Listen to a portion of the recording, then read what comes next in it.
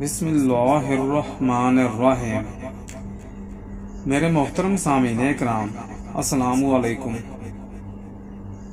نبی کریم صلی اللہ علیہ وآلہ وسلم نے کس شخص کی جنت میں محل کی خود ذمہ داری لی؟ آپ کو ابو داؤد کی ایک حدیث سناتا ہوں۔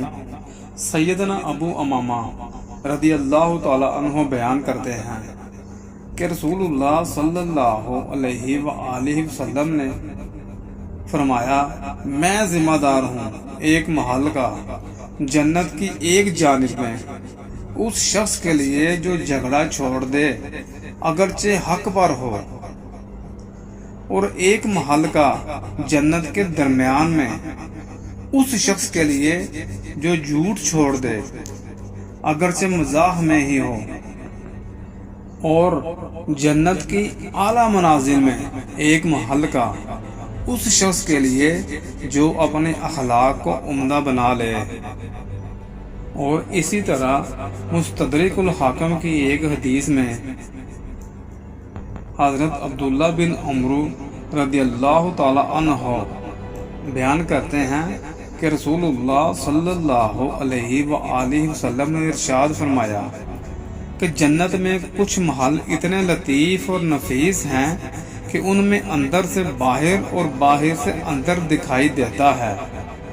ابو مالک شعری رضی اللہ تعالی عنہ نے دریافت کیا، یا رسول اللہ صلی اللہ علیہ وآلہ وسلم، یہ کن لوگوں کے لیے ہوں گے؟ تو آپ صلی اللہ علیہ وآلہ وسلم نے فرمایا، ان کے لیے جو اچھی گفتگو کریں، لوگوں کو کھانا کھلائیں، اور رات کے وقت جب ساری دنیا سوتی ہو یہ عبادت کرتے ہوں۔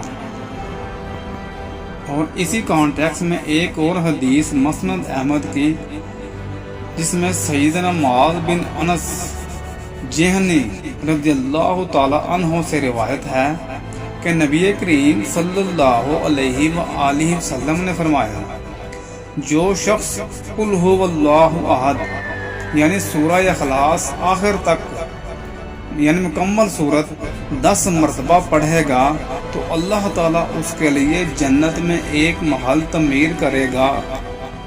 تو سیدنا عمر رضی اللہ تعالی عنہ نے کہا، اے اللہ کے رسول، پھر تو میں بہت سے محلات حاصل کر سکتا ہوں۔ تو آپ صلی اللہ علیہ وآلہ وسلم نے فرمایا، اللہ تعالیٰ بھی بہت کثرت والا ہے اور بہت عمدہ عطا کرنے والا ہے۔ سبحان اللہ۔ سامعین کرام، اپنا فیڈ بیک کامنٹ کی صورت میں ضرور دیا کریں اور چینل بھی سبسکرائب کر دیا کریں۔ ہم آپ کی رائے کا احترام کریں گے۔ اللہ آپ سب کا حامی و ناصر ہو۔ اللہم صلی علی محمد وعلی آل محمد۔